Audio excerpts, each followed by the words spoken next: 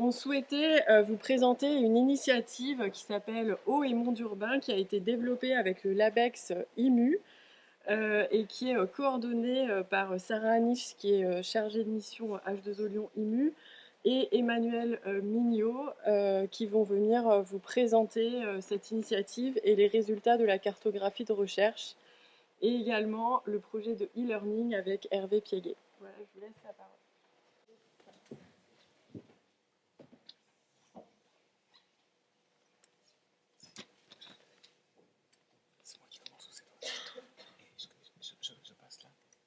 Excusez-moi, c'est Sarah qui a préparé les slides. Enfin, c'est elle qui fait de toute façon. J'ai la technique de Ghislain, c'est de commencer par une blague, ça me détend.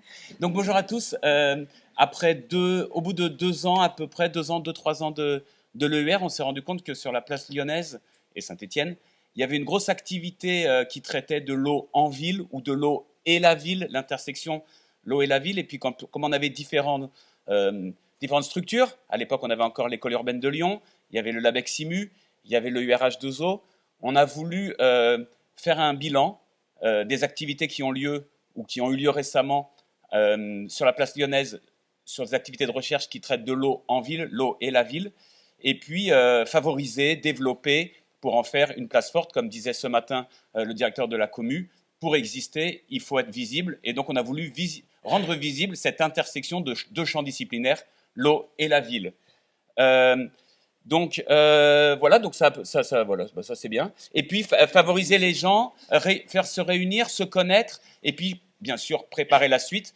Donc toutes les personnes qui viennent à l'atelier cet après-midi seront invitées à donner leur avis comment faire vraiment de Lyon une place forte pour l'eau en ville. Et Dieu sait que c'est capital pour qu'on continue à vivre de manière agréable dans les métropoles mondiales.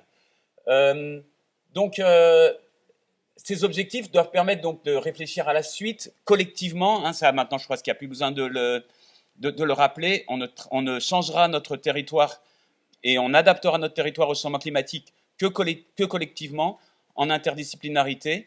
Donc, on essaie de favoriser cette interdisciplinarité sur ce sujet qui est l'eau dans la ville. Et on réfléchit à tous nouveaux travaux. Donc, vraiment, s'il y a des gens ici qui ont des idées, qui ont des envies pour continuer à travailler sur des sujets dont on n'a pas pensé, et je suis sûr qu'il en existe un grand nombre, venez rejoindre et contacter Sarah à la pause ou pas à la pause.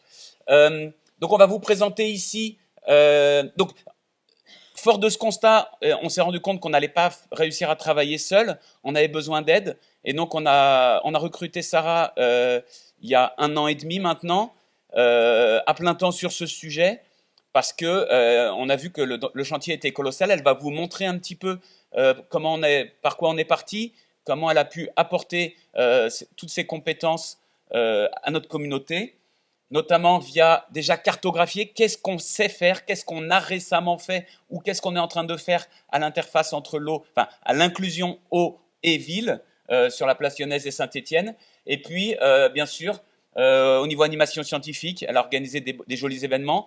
On en organise un autre, donc on va faire de la pub juste après. Et puis, de la formation à la pluridisciplinarité. Donc ça sera Hervé qui présentera. Donc je pense que c'est fini pour moi. Hop. Merci. Bonjour, je vais déjà commencer par vous présenter du coup la cartographie des recherches et plus précisément la méthodologie qu'on a adoptée pour arriver à ces résultats-là. Alors en fait, on a recensé tous les projets qui traitent à la fois de l'eau et de la ville à Lyon et Saint-Étienne, des projets qui sont en cours, mais aussi des projets terminés depuis au moins 2018. Et on a obtenu ces différentes informations grâce à un recensement. On a recensé des informations descriptives grâce à des recherches en ligne, mais aussi des entretiens que j'ai pu réaliser avec des chercheurs et chercheuses pour chaque projet. J'en ai d'ailleurs rencontré quelques-uns qui sont dans cette salle. Et grâce à ce recensement-là, on est arrivé à 52 projets sur l'eau et la ville à Lyon et Saint-Étienne depuis du coup 2018 et jusqu'à aujourd'hui. Grâce à ce recensement, on a pu avoir et on est en train d'avoir une image globale des forces et des leviers d'action et les connexions entre les acteurs.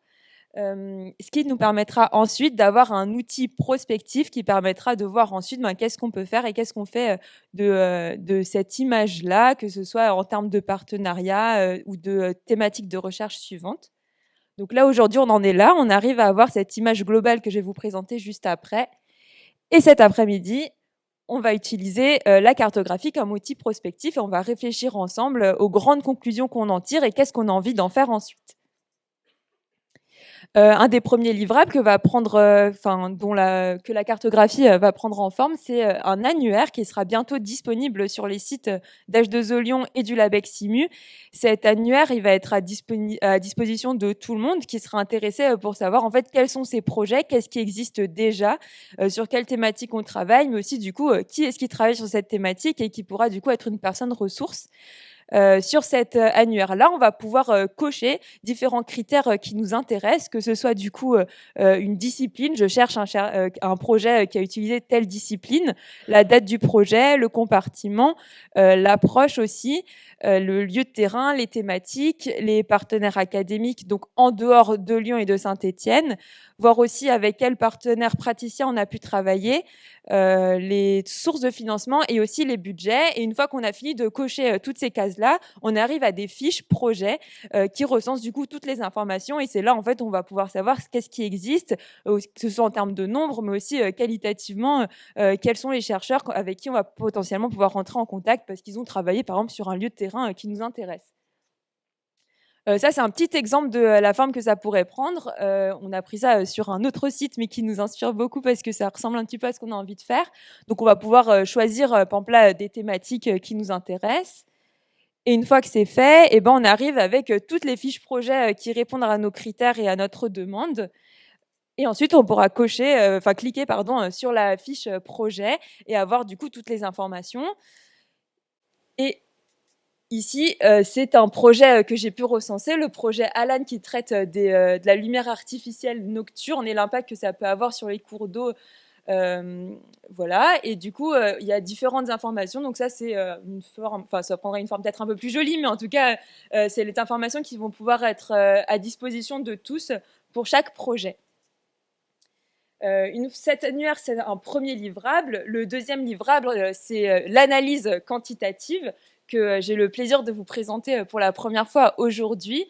Cette analyse quantitative, elle va prendre la forme de différents graphiques qui nous permettent d'avoir cette image globale dont on parlait juste avant.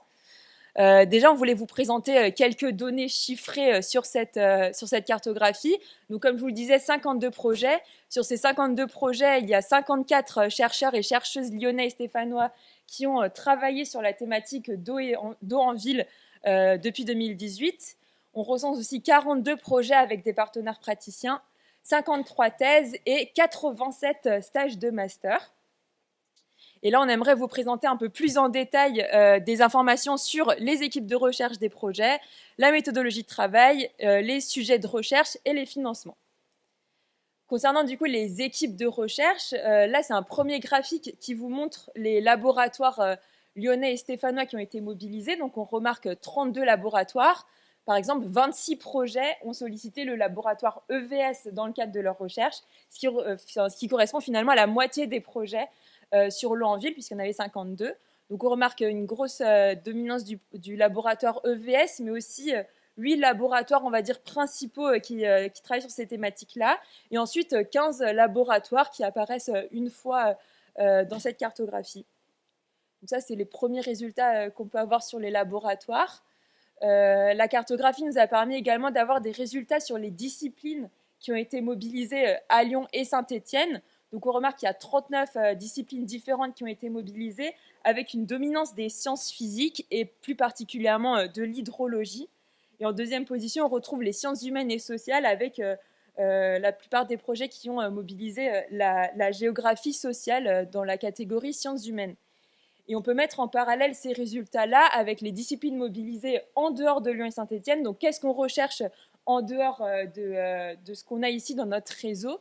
Et bien là, on voit que la tendance, elle change un petit peu, puisque c'est les sciences humaines et sociales qui arrivent en première position avec 27 projets, devant du coup les sciences physiques avec 22 projets qui étaient avant en première position. Pardon, je me perds dans mes notes. Voilà, c'est bon. Mais globalement, c'est les mêmes disciplines en fait qu'on recherche ailleurs. On ne voit pas l'arrivée de grandes nouvelles disciplines. Donc voilà, une des conclusions qu'on peut aussi en tirer et qui sera à analyser cet après-midi. Dans ce graphique-là, on met en parallèle du coup les chercheurs lyonnais et stéphanois, le nombre de chercheurs différents dans une discipline et le nombre de projets qui ont mobilisé cette discipline-là. Donc en bleu clair, c'est le nombre de chercheurs, en bleu foncé, c'est le nombre de projets avec cette discipline. Donc on voit déjà des grandes barres, par exemple en archéologie, où on se rend compte qu'on a quand même beaucoup de chercheurs qui travaillent sur les thématiques d'eau en ville dans notre réseau pour un petit peu moins de projets. Donc on a des forces vives assez conséquentes en archéologie. On voit aussi que c'est le cas en écologie, puisque la barre bleue, donc le nombre de chercheurs est supérieur au nombre de projets. On voit aussi une grande barre au niveau de l'hydrologie qui est finalement normale puisque ça correspond au graphique que je vous présentais avant. Le nombre de projets en hydrologie est assez conséquent, ce qui explique du coup cette barre-là. Mais on voulait accorder une attention particulière à plutôt l'inverse, quand le nombre de projets est supérieur au nombre de chercheurs dans cette discipline-là. C'est notamment le cas de la biogéochimie avec 5 projets pour 2 chercheurs qui portent cette discipline, ou du moins qu'on a trouvé dans le cadre de la cartographie. En économie, pardon, on a 3 projets pour 1 chercheur, et c'est le même résultat pour les statistiques. Sur cette slide, on voit le nombre de disciplines qui ont été mobilisées à Lyon et Saint-Étienne par projet. Et donc, on se rend compte, par exemple, là, qu'on a principalement des projets avec 1, 2 ou 3 disciplines. C'est les résultats principaux qu'on peut voir ici. Sur ce graphique-là, qui part un peu dans tous les sens, on voit le lien entre les disciplines à Lyon et Saint-Étienne. Donc, quelles sont les disciplines qui travaillent avec beaucoup de disciplines différentes, lesquelles travaillent beaucoup ensemble. Donc, ça, c'est les traits plutôt épais. On peut voir notamment, par exemple, que... Est-ce que j'arrive à pointer? Oui, en hydrologie et en hydraulique, le trait est quand même très épais. Donc, c'est des disciplines qui sont habituées à travailler ensemble. On peut remarquer aussi qu'on a des gros pôles comme l'hydrologie ou l'hydraulique qui travaillent avec beaucoup de disciplines différentes. C'est le cas aussi de l'écologie, de la géographie physique et de la géographie sociale. Cette représentation graphique-ci nous permet de voir aussi les catégories de partenaires praticiens qui ont été mobilisés. Donc déjà, je vous le rappelle, 42 projets avec des partenaires praticiens. On voit aussi que 46 partenaires qui ont été mobilisés viennent des établissements publics, donc agences de l'eau, syndicats, ministères, etc. Et de manière générale, on observe que les partenaires mobilisés sont principalement issus de structures publiques. Il y a 27 partenaires qui étaient issus alors de bureaux d'études et d'entreprises. Là, on passe du coup avec le graphique d'avant sur les questions de méthodologie de travail. Là, ici, on voit les approches qui ont été adoptées. Il y a une forte prédominance des mesures de terrain, qui est une méthodologie qui a été utilisée dans les 3/4 des projets. Il y a aussi une prédominance de travail en laboratoire et en modélisation numérique. C'est un triptyque qu'on retrouve aussi quand on regarde le lien entre les différentes approches. On voit que les mesures de terrain sont très souvent mobilisées en même temps qu'un travail en laboratoire et en modélisation numérique. Grâce à ce graphique-là, on voit les lieux de terrain qui ont été mobilisés, sur lesquels on a travaillé.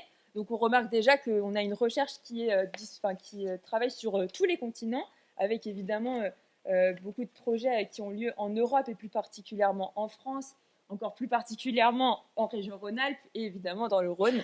Mais on a aussi beaucoup de projets qui ont lieu, beaucoup, tout est relatif, en Asie et en Amérique. Et enfin là, on s'intéresse aux sujets de recherche, les thématiques les plus récurrentes quand on travaille sur l'eau en ville dans la communauté lyonnaise et stéphanoise. On voit qu'en première position, il y a les questions de cycle de l'eau. Ensuite, avec 41 projets, les questions de risque qui revient très souvent dans la recherche ici. Pour avoir un peu plus de détails, quand on parle notamment de risque, on parle surtout de pollution et de contaminants et d'impact sur les populations. 40 projets ont pour thématique les aménagements et les aménagements urbains et hydrauliques, avec les questions d'urbanisation, de la gestion à la source des eaux pluviales, des réseaux d'assainissement. 36 projets sur les questions de politique et gouvernance avec la création d'outils d'aide à la décision et les questions de politique publique. 35 projets sur les modes de vie avec la question d'usage, de perception et d'accessibilité de l'eau. Et 21 projets sur la biodiversité. Ces graphiques-là nous permettent de voir à cette fois-ci les sources de financement.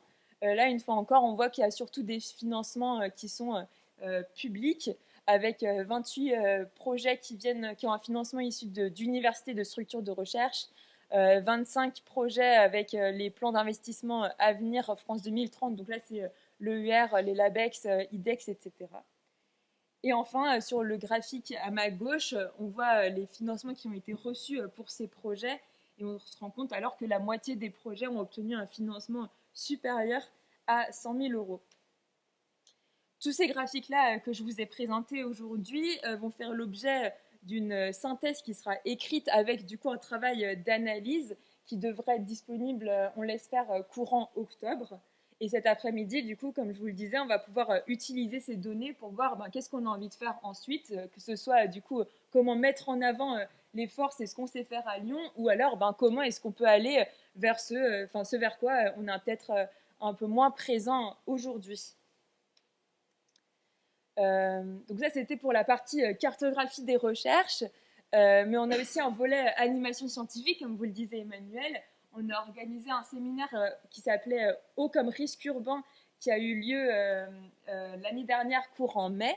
Et là, on a envie un peu de changer de focale et voir l'eau comme opportunité pour les villes cette fois-ci. C'est un séminaire qui aura lieu le 28 juin 2024 à Lyon. Donc, je vous invite dès à présent à noter la date si c'est un séminaire qui peut vous intéresser. Les horaires et le lieu vous seront communiqués prochainement. Lors de cette journée, on va aborder différentes thématiques, donc l'eau comme bien-être pour les habitants, l'eau comme vecteur de développement économique pour les villes, l'eau pour la justice sociale, la biodiversité en ville, les outils comme l'eau comme outil de dialogue, et enfin les bénéfices que peuvent avoir la pluie sur nos villes. Et je vous laisse la parole à Hervé.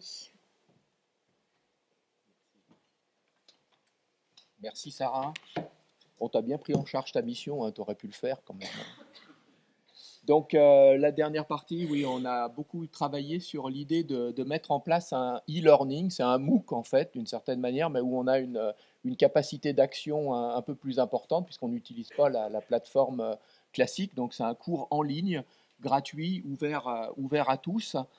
On vient de finir un MOOC sur des rivières et des hommes, qui était plus sur les interactions géomorphologie, hydraulique, hydrologie, montrer le lien entre les disciplines et pourquoi c'était important de le faire. Et on a tenté l'aventure d'ouvrir cette fois-ci un nouveau MOOC encore plus interdisciplinaire, je dirais, très en lien avec les enjeux d'adaptation, notamment sur des rivières et des villes. Donc l'idée, c'est de comprendre en fait la pression de l'urbanisation sur les rivières et même plus largement sur les plaines alluviales, de comprendre les conséquences socio-environnementales et de promouvoir des solutions, alors à la fois des solutions réparatoires quand effectivement les dégradations ont déjà eu lieu, mais l'idée c'est de se projeter aussi vers de l'anticipation, vers de la prévention et vers des alternatives pour des villes résilientes. Et notamment, on sait qu'il y a beaucoup de villes du Sud qui sont soumises en fait à ces phénomènes de pression. Et donc, ce MOOC qui serait véritablement ouvert sur les pays du Sud et un échange un petit peu global avec l'ensemble des acteurs des villes. Donc, on va le lancer en 2024, là, durant l'hiver. Ce sera ouvert aux masterants, aux doctorants, et puis également aux praticiens, aux gestionnaires qui sont en charge en quelque sorte de la gestion de ces villes. On le fera en français et en anglais, avec peut-être sans doute des traductions également dans d'autres langues. On parlait notamment de l'espagnol, puisqu'il y a des enjeux très importants sur l'Amérique du Sud. Donc le format, c'est 5 semaines fois 5 séances, 5 séquences, du lundi au vendredi. Des séquences de 6 minutes. Donc l'idée, c'est d'avoir des cours didactiques, mais également des témoignages qui permettent d'illustrer le propos. Et surtout, ce qui nous importait, c'est d'avoir une équipe très large, composée de femmes et d'hommes, répartis sur l'ensemble du globe.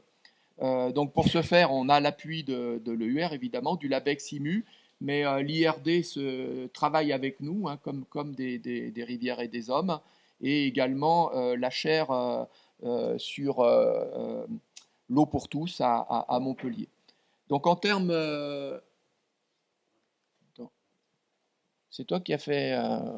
je sais la faire marcher maintenant, je me suis entraîné tout à l'heure. Donc la semaine 1, on va commencer par travailler sur qu'est-ce qu'une rivière, quelles sont les pressions qu'exerce l'urbanisation. Donc on plante le décor. C'est moi qui vais m'en occuper, mais je voudrais le faire avec un collègue indien et une collègue américaine, de manière justement à mettre en application cette diversité des parcours et des expériences. La semaine 2, c'est sur l'urbanisation des plaines alluviales et la satisfaction des besoins primaires, et notamment l'accès à la ressource en eau, à l'eau potable. Et là, Ghislain, qui est en train de composer son équipe également, va pouvoir animer cette deuxième semaine. Une troisième semaine sur l'urbanisation des plaines alluviales et les enjeux de santé. Et là, c'est nos collègues, notamment de l'IRD, qui vont vraiment prendre en charge cette semaine. Ils ont plein d'exemples dans les villes du Sud pour illustrer en fait ces enjeux-là. La quatrième semaine, c'est l'urbanisation des plaines alluviales et les risques fluviaux.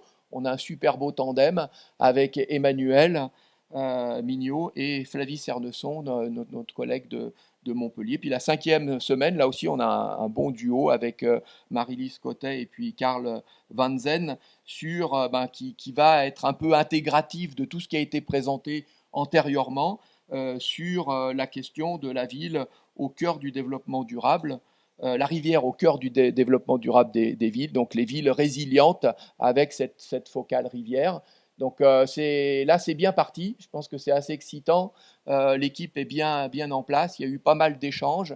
Je voudrais vraiment remercier notamment toute l'équipe EUR, Ghislain, Emmanuel, Marie-Lise qui ont dit OK, on y va, et ça c'est très important. Et puis l'EUR et IMU, via tout le travail que fait Sarah pour nous guider en quelque sorte dans cette dynamique-là. Et vous avez vu qu'elle a complètement pris en charge sa mission et nous en sommes tous extrêmement fiers.